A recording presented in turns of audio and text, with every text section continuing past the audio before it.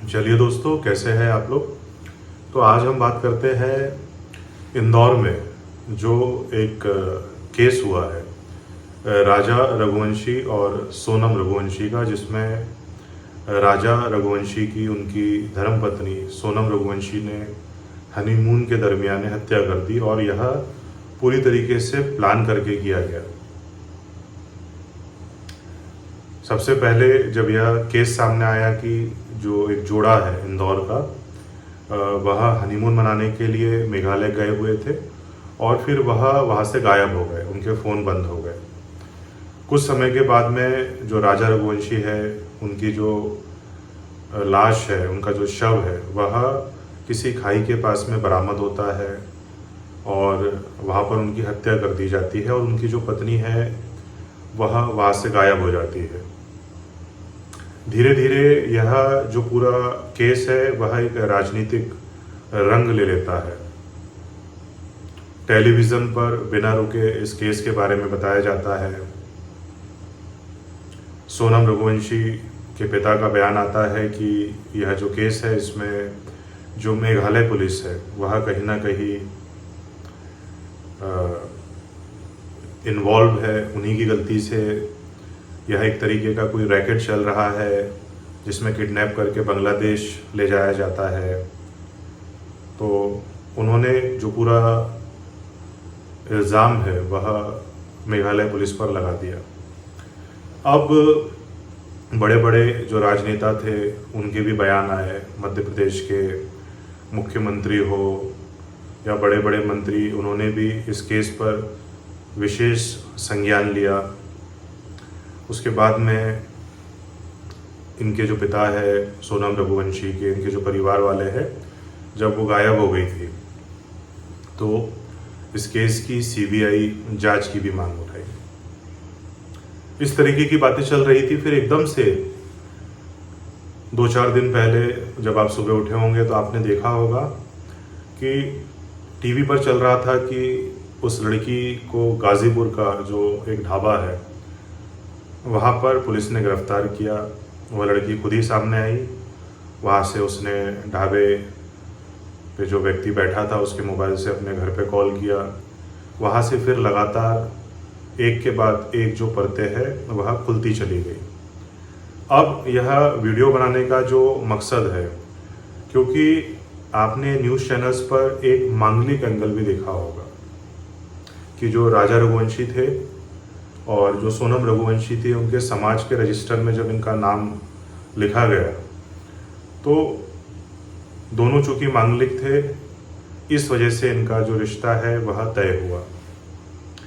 अब जो सोनम रघुवंशी थी, उनकी जो प्लानिंग मुझे समझ में आई, क्योंकि वो तंत्र मंत्र के क्षेत्र में भी थी, इन बातों पर बहुत बिलीव करती थी और किसी प्रेम प्रसंग में वो लिप्त थी और उनका जो प्रेमी था उन्हीं की दुकान में शायद कार्यरत था। राज कुशवाहा करके उस व्यक्ति का नाम है और वह व्यक्ति मांगलिक नहीं था। तो मुझे जो समझ में आया न्यूज़ चैनल के माध्यम से, और इसमें जो ज्योतिष का भी एंगल सामने आया कि सोनम रघुवंशी क्या चाहती थी कि वह राज कुशवाहा से विवाह करना चाहती थी। अब चूंकि राज कुशवाहा जो थे वो मांगलिक नहीं थे, तो सोनम रघुवंशी को कहीं ये डर था कि कहीं उनसे विवाह करके जो राज कुशवाहा है उनकी ज़िंदगी को किसी प्रकार का जो खतरा है वो ना हो जाए। इसलिए उन्होंने राजा रघुवंशी से विवाह किया जो कि मांगलिक है। उसके बाद में उनकी हत्या कर दी और इस तरीके से दिखाने की कोशिश करी कि ये कुछ लूटपाट का मामला है, वहाँ पे लूट हुई है। और उनका प्लान आगे था कि इसके बाद में वह अपने प्रेमी राज कुशवाहा से विवाह कर ले और ये जो मांगलिक वाला जो दोष है जो उनके मन में बना हुआ था कि उनके प्रेमी को कुछ हो सकता है, इसलिए पूरी प्लानिंग करके उन्होंने ये जो विवाह है वह किया। अब दोपहर के समय पर किसी फेसबुक पोस्ट पर मुझे सोनम रघुवंशी की जो कुंडली है वह प्राप्त हुई। इस कुंडली को देखकर मुझे जो लगा कि जिस भी व्यक्ति ने इस कुंडली का मिलान किया है या दोनों का विवाह कराया है, या राजा रघुवंशी के जो परिवार ने इस विवाह को जो हरी झंडी दी, उन्होंने किस पंडित से यह कुंडली चेक करवाई थी, या राजा रघुवंशी के परिवार वालों ने इस सोनम रघुवंशी की कुंडली को जो हरी झंडी दी वह क्यों दी। क्योंकि जब कुंडली मैंने यह देखी तो अगर यह कुंडली मेरे पास में विश्लेषण के लिए आती, और किसी भी व्यक्ति को मैं सलाह नहीं देता कि इस कुंडली से आप विवाह करें, इस कुंडली को देखकर। तो अब इसका रीज़न मैं आपको बताना चाहूँगा। तो जब ये कुंडली मैंने देखी तो मुझे ये समझ में नहीं आया कि राजा रघुवंशी के जो परिवार वाले हैं या उन्होंने जिससे भी यह कुंडली मिलान करवाया, क्योंकि मेरे पास में राजा रघुवंशी की कुंडली नहीं है, परंतु कुंडली मिलान में हम लोग इंडिविजुअल चार्ट्स भी देखते हैं, उसके प्रॉमिस कितने हैं, उसमें दशा कौन सी चालू हुई है, कहीं 7.5 से तो वो कुंडली नहीं गुजर रही है, ऐसे बहुत सारी चीज़ें देखी जाती है। सप्तम भाव, सप्तमेश, जो गुरु है उसकी क्या स्थिति है, शुक्र की क्या स्थिति है, ऐसी बहुत सारी चीज़ें जो इंटरनेट के माध्यम से मुझे सोनम रघुवंशी की जो बर्थ डिटेल्स मिली है वह है 20 अगस्त सन 2000, समय शाम को 6 बजे। और जो जन्म स्थान, चूँकि इंदौर में हुआ था, वहाँ पे जन्म स्थान नहीं था, पर वो कुंडली डली हुई थी वहाँ पर, तो इंदौर मैंने जन्म स्थान लिया है। और जो कुंडली किसी एस्ट्रोलॉजिकल जो ग्रुप है वहाँ पर पोस्ट की गई थी, उस कुंडली से यह कुंडली पूरी तरीके से मेल खाती है। तो यह कुंडली मैं आपको सामने इसका जो स्क्रीनशॉट है वह लगाऊंगा, और इसके आधार पर हम यह जानने की कोशिश करेंगे कि यह जो कुंडली है इसको देखकर आप क्यों, यदि आप एक पुरुष जातक है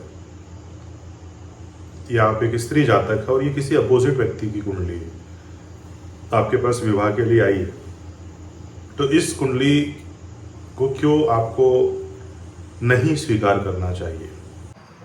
तो दोस्तों, जो जानकारी इंटरनेट से प्राप्त हुई है अलग अलग ग्रुपों के माध्यम से, सोनम की जो बर्थ डिटेल है वो इस प्रकार है। इनका जो जन्म हुआ है वह 20 अगस्त 2000 को हुआ है, सायं 6 बजे अर्थात 6 PM, और जन्म स्थान इंदौर लिया गया है। तो अब देखते हैं कि ऐसे क्या योग थे जिसकी वजह से मैंने कहा कि इस कुंडली को जिसने भी हरी झंडी दिखाई है वह सही नहीं है। तो प्राप्त जो डिटेल्स है उसके आधार पर यह जो जन्म कुंडली बनती है वह मकर लग्न की बनती है, और जो राशि बनती है वह बनती है मेष राशि। जैसा कि आपने न्यूज़ चैनल के माध्यम से देखा होगा कि ये जो सोनम है यह बहुत जल्दी से जल्दी धन अर्जन करना चाहती थी, और इन्होंने इसके लिए जो न्यूज़ चैनल्स पे दिखाया गया हवाला का जो कारोबार है, जिसे कि 2 नंबर का कारोबार माना जाता है, उसमें भी इन्होंने जो धन प्राप्त करने की कोशिश की, और ये शायद अच्छा खासा इन्होंने अपने जो पुरुष मित्र है राज कुशवाहा, उनके साथ मिलकर धन अर्जन भी किया।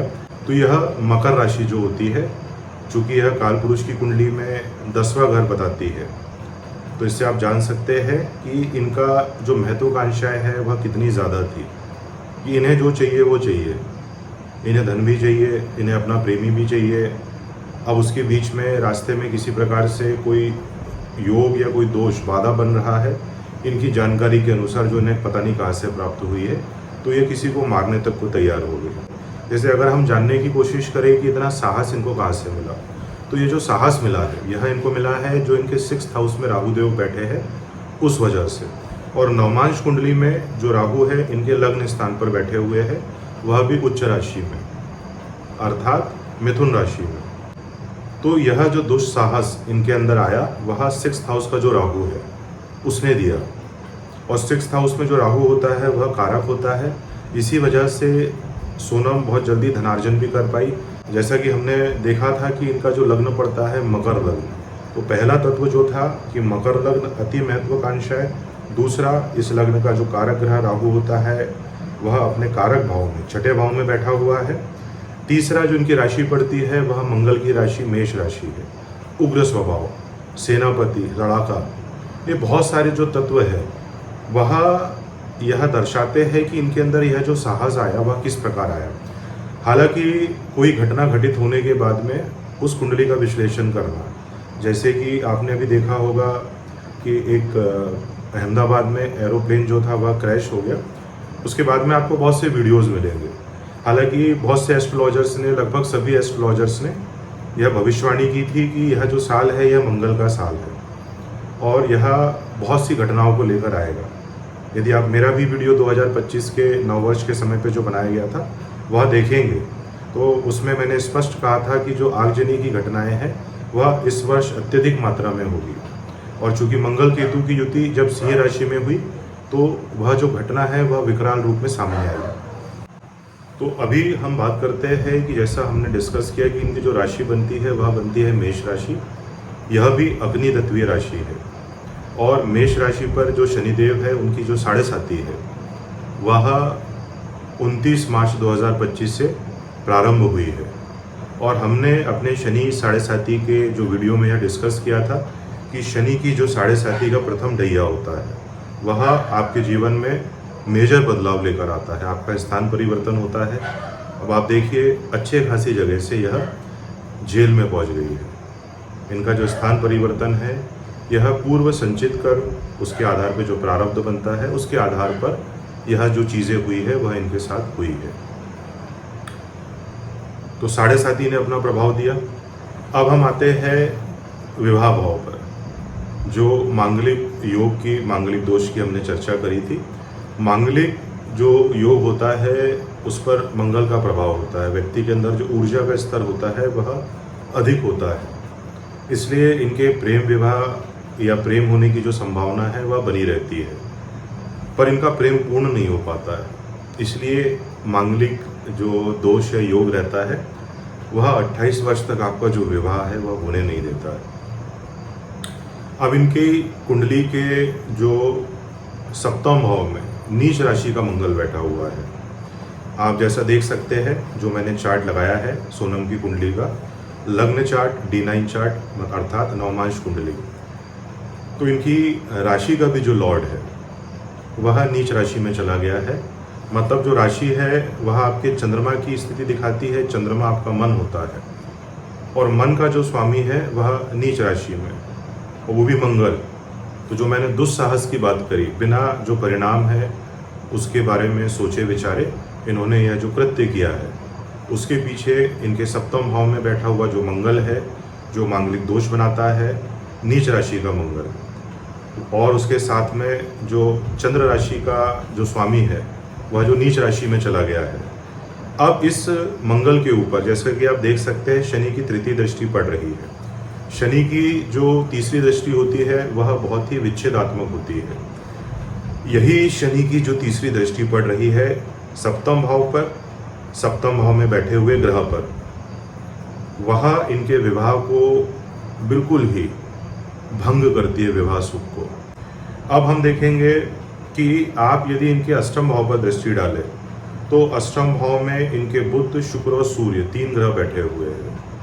यह 3 ग्रह यह दर्शाते हैं, चूंकि 8th हाउस जो होता है वह अकल्ट साइंस का होता है, इसलिए इनकी जो रुचि थी, जिसकी वजह से इनके मन में ये जागा, जो इन्होंने पूरी प्लानिंग करी गुप्त रूप से। ऐसा व्यक्ति हर काम बड़ा गुप्त रूप से करता है, रहस्यमय होता है। 8th हाउस जो होता है वह रहस्यमय चीज़ें दर्शाता है। तो 8th हाउस में इनके शुक्र, इनके बुध और सूर्य 3 ग्रह बैठे हुए हैं, इसलिए इनका जो रुझान है वह अकल्ट साइंस की तरफ था, और इसी की वजह से इनका यह जो इन्होंने प्लानिंग करी है वह आपको देखने को मिली। अब चूंकि 8th हाउस जो होता है वह मृत्यु तुल्य कष्ट दर्शाता है, और यह जो कष्ट है यह इनको 7.5 के माध्यम से बिल्कुल इनिशियल स्टेजेस में ही देखने को मिल गया। अब यह एकदम से चीज़ें करता है। जो 8th हाउस होता है वह सडन ट्रांसफॉर्मेशन दर्शाता है। आपके सामने कोई भी घटना होगी वो एकदम से होगी। इतनी त्वरित तरीके से इनके साथ में चीज़ें हुई है, इनका जो पूरा प्लान था वह बिल्कुल ही फेल हो गया, हर तरीके से फेल हो गया इनका जो प्लान था, क्योंकि 7.5 ने इसमें अपना सबसे बड़ा जो रोल है वह प्ले किया है। अब स्त्री की कुंडली में जो पति के लिए जिस ग्रह को देखा जाता है वह देखा जाता है देवगुरु बृहस्पति को। अब जो देवगुरु बृहस्पति बैठे हुए हैं वह शनि के साथ बैठे हुए हैं, तो शनि ने देवगुरु बृहस्पति को भी पीड़ित कर दिया। अब हम चलते हैं इनके नवमांश चार्ट की तरफ में। नवमांश चार्ट इनका जो बनता है, जैसा कि आप देख सकते हैं, मिथुन लग्न का। लग्न के स्वामी जो बुध है वह 11th हाउस में चले गए हैं। 11th हाउस में लग्न के स्वामी जो बुध है वह 11वें घर में चले गए हैं, और 7th हाउस के जो स्वामी देवगुरु बृहस्पति है वो 12वें घर में चले गए। 7th हाउस के स्वामी का 12वें घर में जाना बिल्कुल अच्छा संकेत नहीं है। विवाह का सुख D9 चार्ट में हम चतुर्थ भाव के स्वामी से देखते हैं, तो चतुर्थ भाव के स्वामी जो बुध बनते हैं और लग्न के स्वामी भी जो बुध बनते हैं वह शनि की तीसरी दृष्टि से दृष्ट है। अर्थात शनि की तीसरी जो दृष्टि है, यहाँ पर अगर हम पूरा सारांश देखें तो यह इनके कहीं ना कहीं जो कर्म है, शनि की 7.5 ने ही यह जो पूरा कार्यक्रम है वह किया है। अलग अलग तरीके से जो भी निमित्त बना, परंतु इन्होंने यह जो दुस्साहस किया शनि की 7.5 के माध्यम से बहुत जल्दी फलित हुआ इनके नेगेटिव रूप में, क्योंकि शनि हर जगह से इसमें कहीं ना कहीं से इन्वॉल्व हो रहे हैं। लग्नेश भी इनके शनि बनते हैं। शनि की तीसरी दृष्टि विवाह भाव पर है।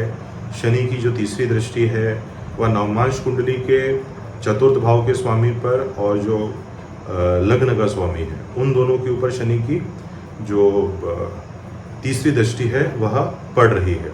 अब यदि हम देखें कि लग्न कुंडली के जो 7th हाउस के स्वामी चंद्रमा होते हैं वह कहाँ पे गए, तो वह 12th हाउस में चले गए हैं, और वह गुरु और सूर्य के साथ बैठे हैं। तो सूर्य और चंद्रमा यहाँ पर बैठे हैं, अर्थात अमावस्या दोष। अब चूंकि गुरुदेव यहाँ पर बैठे हुए थे तो इनको जो पति है वह अच्छा मिला, क्योंकि इनके जो विवाह भाव के स्वामी चंद्रमा बनते हैं उसके ऊपर 7.5 प्रारंभ ही हुई थी। अब यदि आप प्रेम संबंध भी इनका जो पूर्ण नहीं हो पाया, तो लग्न कुंडली में पंचम भाव के जो स्वामी हैं वो 8th हाउस में चले गए हैं, शनि बैठे हुए हैं। ना इनकी कुंडली में विवाह का सुख है, ना इनकी कुंडली में जो प्रेम संबंध है उसका विवाह में परिणित होने का सूत्र है। तो हर तरीके से जिस भी व्यक्ति के पास यह कुंडली गई थी उसे हरी झंडी नहीं दिखाना चाहिए।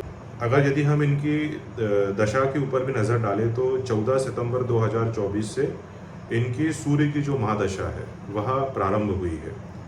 अभी इनका सूर्य में चंद्र का अंतर चल रहा था 2 जनवरी 2025 से 2 जुलाई 2025 के बीच में। तो चंद्रमा भी आप देखेंगे 7.5 जो है शनिदेव चंद्रमा को पकड़ते हैं। शनि का इम्पैक्ट हर जगह पर पड़ रहा है, और यहाँ पर भी चंद्रमा जो है 7th हाउस का लॉर्ड सूर्य में चंद्र की अंतरदशा यह 2 जनवरी 2025 से चालू हुई थी, और इसी के आसपास मुझे लगता है इनके विवाह का जो रजिस्टर में इनकी जो बातें चालू हुई होगी इसी समय अंतराल के आसपास प्रारंभ हुई होगी, और यह 2 जुलाई 2025 तक चलने वाली है। इसके बाद में भी इनका सूर्य में मंगल का अंतर आएगा।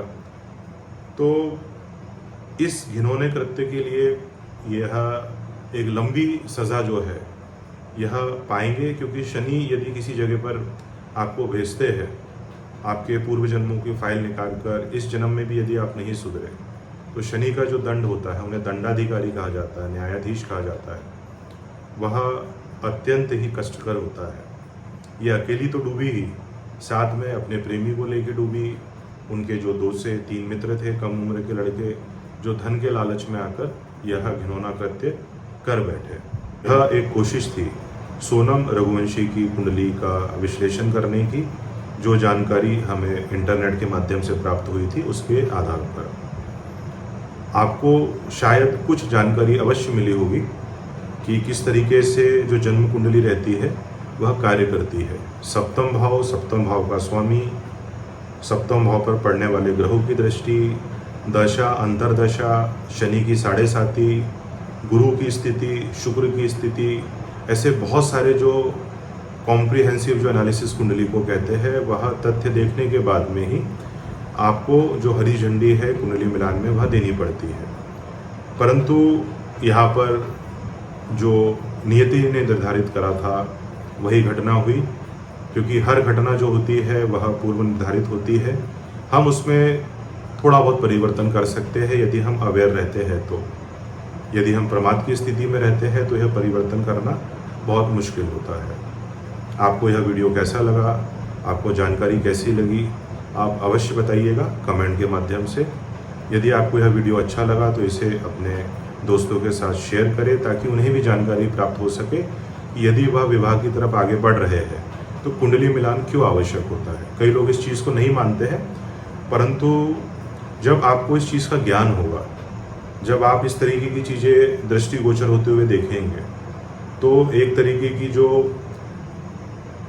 जागृति जो है वह बढ़ेगी, जागरूकता है जो बढ़ेगी। तो हो सकता है इस तरीके की जो घटनाएं हैं वह कहीं ना कहीं ना हो या कम से कम हो। यदि आप अपनी कुंडली का विश्लेषण करवाना चाहते हैं तो दिए गए नंबर पर आप मुझसे संपर्क कर सकते हैं। धन्यवाद।